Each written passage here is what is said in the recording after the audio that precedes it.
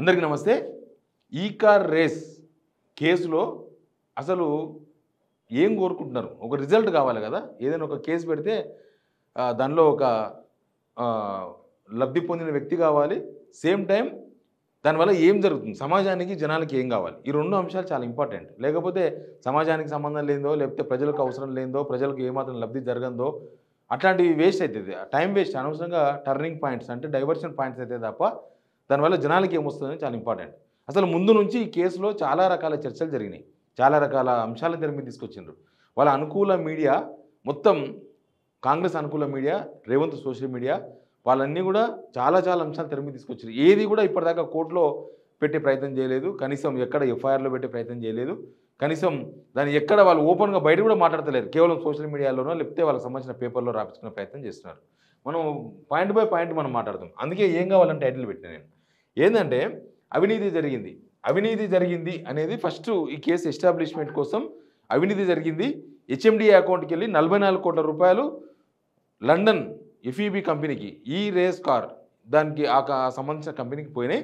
ఇది ఒక అవినీతి జరిగింది అని అంటే అక్కడ అర్థం ఏమొచ్చిందంటే బహుశా ఆ లండన్ కంపెనీ నుంచి డబ్బులు ఇంకెవరికో ట్రాన్స్ఫర్ అయిపోయినాయి, అవి ఎక్కడో పోయింటాయి. బహుశా కేటీఆర్కి పోయినాయా, కేటీఆర్ బినామీలకు పోయినాయా, కేటీఆర్ చుట్టాలకు పోయినాయా, లేకపోతే ఇంకెవరి పేరు మీద పోయినాయా అనే అనుమానం వచ్చే విధంగా అవినీతి గురించి ప్రస్తావించారు. ఏసీబీ అంటేనే అవినీతి కదా, యాంటీ కరప్షన్ బ్యూరో కదా. కాబట్టి అది కూడా PMLA, prevention of money laundering act, PMLA చట్టం అంటేనే దానివల్ల ఎవరో ఇస్తారు, ఎవరో లబ్ధి పొందుతారు, ఎవరో ఇస్తే ఎవరో లబ్ధి పొందాలి. ఇప్పుడు ఒకవేళ కేటీఆర్ ఇస్తే హెచ్ఎండిఏ నుంచి లబ్ధి పొందిన సంస్థ ఈ కార్ రేస్ సంస్థ ఎఫ్ఈబి కంపెనీ అనుకుంటే మరి ఇప్పటిదాకా ఎఫ్ఐఆర్ కాలేదు ఆ కంపెనీ పైన, కనీసం ఆ కంపెనీ పేరు కూడా ప్రస్తావించలేదు. వాళ్ళు కోర్టులో థర్డ్ పార్టీ అని చెప్పిండ్రు. ఈవెన్ కోర్టు నుంచి వచ్చిన 35 పేజీల ఆర్డర్లో కూడా థర్డ్ పార్టీ అని ఉంది తప్ప ఆ కంపెనీ పేరు ప్రస్తావించలేదు. కాబట్టి ఆ అవినీతి జరిగింది అనే విషయంలో మంత్రి పొన్నం ప్రభాకర్ మాట్లాడిన వాయిస్ కూడా మీరు వినాలి.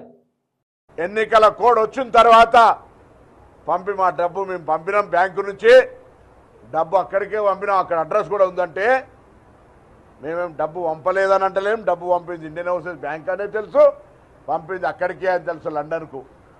కానీ పంపిన విధానం సొంతంగా ఈ రాష్ట్ర ప్రజాస్వామ్యంలో ప్రజాస్వామ్య విలువలకు సంబంధించి చట్టబద్ధంగా తీసుకోవాల్సినటువంటి అనేక అంశాలకు సంబంధించి వాటిని పక్కన పెట్టి ఈరోజు మీరు తీసుకున్న నిర్ణయం వల్ల ఈ రాష్ట్ర ఖజానాకు నష్టం వచ్చింది అనే దాని మీదనే ఏసీబీ ఫిర్యాదు చేస్తాం. పొన్నం ప్రభాకర్ గారు ఏమంటున్నారు, ఇందులో అవినీతి జరిగిందని మేము అంటలేము, కానీ పంపే విధానం కరెక్ట్గా లేదు, క్యాబినెట్ అప్రూవల్ లేదు, ఎలక్షన్ కోడ్ ఉన్నప్పుడు ఎట్లా పంపించిండ్రు అనేది పొన్నం ప్రభాకర్ గారు క్లియర్గా అయిపోయింది. దీనిలో అవినీతి లేదు అనేది చెప్తున్నారు. అవినీతి లేనప్పుడు పిఎంఎల్ఏ చట్టం, prevention of money laundering act ఎట్లా అమలవుతుంది, లేకపోతే ఏసీబీ ఎట్లా కేసు పెట్టింది. నేను ఇంతకుముందు చాలాసార్లు చెప్పిన, దొంగతనం జరిగింది అంటే దొంగతనం కనీసం ఏ ఇంట్లో జరిగిందని చెప్పాలి కదా. కనీసం ఏ ఇంట్లో దొంగతనం జరిగింది తెలియకుండా, ఆ జరిగిన ఇంట్లో ఏమేమి పోయినావో తెలియకుండా ఓన్లీ దొంగతనం జరిగింది కాబట్టి మేము కేసు పెడతాం. ఎవరింట్లో దొంగతనం జరిగింది, ఎక్కడ దొంగతనం జరిగింది, ఇక్కడ నుంచి డబ్బులు పోయినాయి, అక్కడ పోయినాయి. అదే విషయాన్ని పొన్నం ప్రభాకర్ గారు చెప్తున్నారు. ఇక అవినీతి విషయంలో అది అయిపోయింది. ఇప్పుడు అవినీతి అనేది కాదు ఇష్యూ, ఇక్కడ అవినీతి పక్క పడేసి ఆర్బీఐ రూల్స్ ఫాలో కాలేదని చెప్పారు. నెక్స్ట్ ఆర్బీఐ రూల్స్ ఫాలో కాకపోతే అది ఆర్బీఐ చూసుకుంటుంది, లేకపోతే ఆ బ్యాంకు ఎవరు, Indian overseas bank, HMDA account ఉన్నది ఇండియన్ ఓవర్సీస్ బ్యాంక్, అది నేషనలైజ్డ్ బ్యాంక్. నేషనలైజ్డ్ బ్యాంకులు చూసుకుంటారు.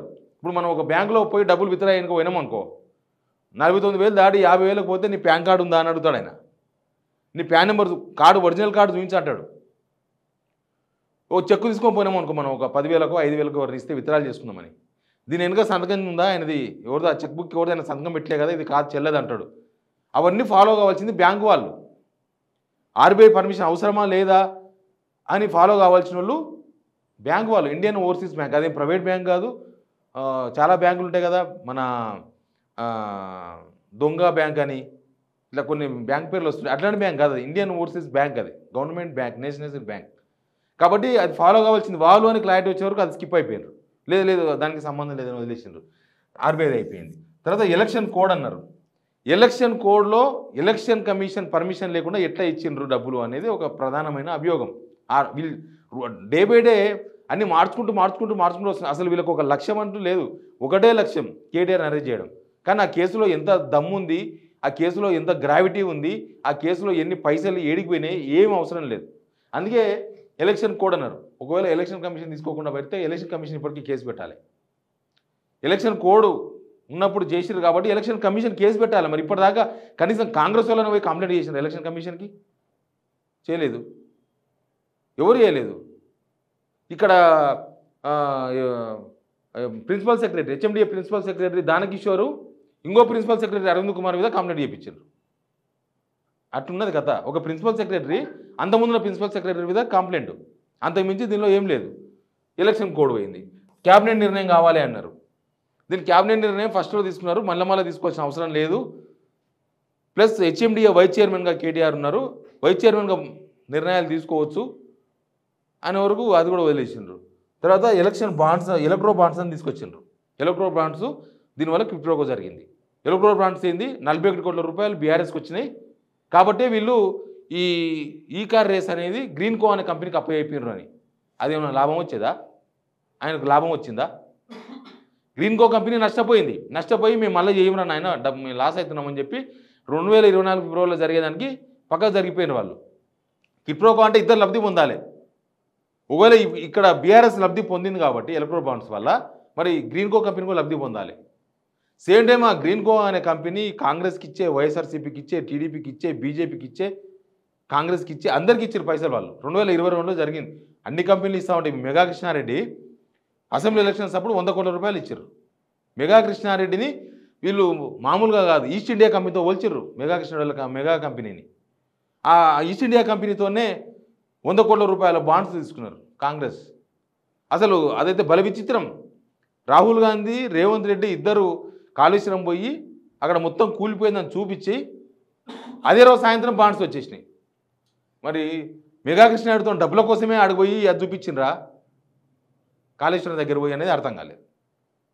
అన్ని కంపెనీలు అందరికీ ఇస్తూ ఉంటారు. వాళ్ళు అధికారం ఉన్న పార్టీకి ఎక్కువ ఇస్తారు, ప్రతిపక్షం ఉన్న పార్టీకి తక్కువ ఇస్తారు. అధికారంలోకి వచ్చే నమ్మకం ఉంటే వచ్చే పార్టీకి ఎక్కువ ఇస్తారు, అందరితో పనులు ఉంటాయి కాబట్టి. అట్లా ఆ క్విప్రోకో పోయింది. క్విప్రోకో జరిగితే మరి ఇప్పుడు కాంగ్రెస్ వాళ్ళతో ఏం క్విప్రోకో జరిగింది, బీజేపీ వాళ్ళతో ఏం జరిగింది, టీడీపీ వాళ్ళతో ఏం జరిగింది, వైఎస్ఆర్సీపీ వాళ్ళతో ఏం జరిగింది అనేది కూడా బయట పెట్టాల్సి వస్తుంది. తర్వాత ఇప్పుడు ఫైనల్గా భూ కేటాయింపుల కాడికి వచ్చింది. భూ కేటాయింపులు కాదు, భూ కొనుగోలు. ఆ కంపెనీ భూములు కొన్నదంట. ఎట్లా కొన్నది భూములని అడుగుతారు. ఆ కంపెనీ ఎట్లా కొన్నదో ఆ కంపెనీని కనీసం ఆ కంపెనీ మీద కేసుగా పెట్టలే కదా. గ్రీన్ కో కంపెనీ పార్టీగా చేర్చిండ్రు. దీనిలో ఎంక్వైరీ చేస్తే విషయం అర్థమవుతుంది. కోర్టు ఇచ్చిన ఆర్డర్లో కూడా అవినీతి జరిగింది దీనిలో అని చెప్తలేరు. అవినీతి జరిగిందని మీరు ఆరోపణ చేస్తున్నారు కాబట్టి మీరు విచారణ చేసుకోండి. మేము ఈ ప్రాథమిక దశలో, అంటే ఇప్పటిదాకా మీ దగ్గర ఏమీ లేవు, ప్రాథమిక దశలో ఉన్నాం కాబట్టి మీరు విచారించుకోండి. ఆ 35 పేజీల ఆర్డర్లో, కోర్టు ఆర్డర్లో అదే ఉంది. మొత్తం వాదనలు, వీళ్ళు అదన్నారు, వీళ్ళు ఇదన్నారు, వీళ్ళు అడ్వకేట్ అది చెప్పిండు, కేటీఆర్ తరఫున అడ్వకేట్ ఇది మాట్లాడిండు, గవర్నమెంట్ తరఫున అడ్వకేట్ జనరల్ ఇది మాట్లాడిండు, అదే ఉంది 35 పేజీల్లో. మొత్తం క్షుణ్ణంగా చదివితే దానిలో ఉన్నది ఏంటంటే ఆరోపణలు, ప్రభుత్వం తరఫున ఆరోపణలు చేస్తున్నాయి, ప్రభుత్వం ఆరోపణ చేస్తున్నది, దీనిలో ఏదో జరిగింది అని వాళ్ళకి అనుమానం ఉన్నది కాబట్టి విచారణ జరగాలి. నేను నిన్న కూడా చెప్పినాను, ఖచ్చితంగా ఏసీబీ, ఈడీ, సిబిఐ లాంటి దాంట్లో కోర్టులు అడ్డు పడవు, విచారణ చేసుకోమని చెప్తాయి. ఏమో తేలుతుందేమో, తేలితే కూడా మంచిదే కదా, తేలితే కూడా మంచిదే. బయటకైతే ఏం కనబడతలేదు, బయటకైతే ఏమీ లేదు. పున్నం రావు గారే చెప్పారు కదా దీనిలో అవినీతి జరిగిందని మేము అంటలేమని. కాబట్టి అసలు దీనిలో రేవంత్ రెడ్డి లక్ష్యం ఏందనేది కూడా క్లారిటీ లేదు. నేను నిన్న కూడా చెప్పిన అది ఆ విషయాన్ని. రేవంత్ రెడ్డి ముఖ్యమంత్రి అయింది కాబట్టే ఇది ఇంత పెద్ద రప్చర్ చేసుకున్నాడు. వేరే వాళ్ళైతే కాకుంటుండే. ఎందుకంటే ఆ పైసలు ఆడ ఉన్నాయి, అవసరమైతే పైసలు వాపసు తెచ్చుకోవచ్చు, లేకపోతే ఈ కారేస్ నిర్వహిస్తే ఇంక మనమే ఇన్ని పైసలు ఇచ్చి దానివల్ల లబ్ధి చేకూరుతుంది, లాభం జరుగుతుందంటే ఆ ఈ కారేస్ పెట్టుకోవచ్చు. కానీ దీనిలో రేవంత్ రెడ్డి లక్ష్యం ఓన్లీ కేటీఆర్ అరెస్ట్ చేయడమేనా? కేటీఆర్ అరెస్ట్ చేస్తే కూడా తెలంగాణ సమాజానికి కూడా సమాధానం చెప్పాల్సి వస్తుంది. ఎందుకంటే ఆయన కూడా మొన్నటిదాకా మంత్రిగా పనిచేసిండు. ఉత్తా కాదు కదా, ఒక మనిషిని ఒక ఇంట్లోకి వెళ్ళి బయటికి గుంతుకొచ్చి పోలీసులు కేసు పెడితేనే ఆ ఇంట్లోకి చెప్పాల్సి వస్తుంది. ఎందుకు కేసు పెట్టినారు, ఏమైంది, దీనిలో ఏం జరిగింది, ఎట్లయింది, అవసరమైతే ఆ ఊళ్ళో ఉన్న పెద్ద మనిషి కూడా సమాధానం చెప్పాలి పోలీసులు. మరి వీళ్ళు మొన్నటిదాకా మంత్రిగా పనిచేసిన ఆయన ఇప్పుడు ఎమ్మెల్యేగా ఉన్నాడు సిరిసిల్ల ప్రజలకు. కాబట్టి దీనిలో ఏంది అసలు, ఏం కావాలనుకుంటుంది, ఏం కోరుకుంటుంది? బహుశా అరవింద్ కుమారు, బిఎల్ఎన్ రెడ్డిని ఏసీబీ విచారించిన తర్వాత ఏమైనా తెలుస్తుందేమో చూద్దాం. కానీ ఎనీవే ఈ కేసులో రేవంత్ రెడ్డి లక్ష్యం ఓన్లీ అదొక్కటేనా, లేకపోతే ప్రజలకు ఏమన్నా ఆ 50 కోట్లు రికవరీ చేద్దాం అనుకుంటున్నారా? 50 కోట్లు రికవరీ చేయాలనుకుంటే ఆ కంపెనీ పేరు మీద కేసు పెట్టాలి. 600 కోట్లు నష్టం జరిగేది అప్పట్లో, వీళ్ళు మాట్లాడుకున్నారు అప్పట్లో అంటే ఉంటుంది. నేను హైదరాబాద్ కొందామని వచ్చిన, హైదరాబాద్కి కొన్నానా? కొనలేకపోతున్నా కదా. నేను ఊర్లో చెప్పొచ్చు నేను హైదరాబాద్కి ఉంటే ఖచ్చితంగా పోయాను, కొనలే. మస్తు మాట్లాడుకుంటారు. మాట్లాడినప్పుడు ఇప్పుడు నాకు హైదరాబాద్ అమ్మినోడు లేడు, నేను హైదరాబాద్ తీసుకున్నాను కాదు. ఎవడన్నా అమ్మిండా నాకు? ఎవడో బెంగళూరు సైడ్తో మాట్లాడుకుంటాడు నేను హైదరాబాద్ అమ్మేస్తా అని. అయిపోతుందా? జరిగిపోయినట్ట మొత్తం. ఇది గవర్నమెంట్ వ్యవహారం. గవర్నమెంట్లు ఉంటాయి, పోతాయి, మారుతాయి, ఏమవుతుంటుంది. 600 కోట్ల 600 కోట్లు మొత్తం డబ్బులు పోయినట్ల వాళ్ళు మాట్లాడుకొని ఫ్యూచర్లో మనం 600 కోట్లు పెట్టుబడి పెట్టాల్సి వస్తుంది అంటే డబ్బులు పోయినట్ట. అట్లా కూడా అవినీతి లేదు. కాబట్టి ఈ విషయంలో రేవంత్ రెడ్డి లక్ష్యం ఏంది?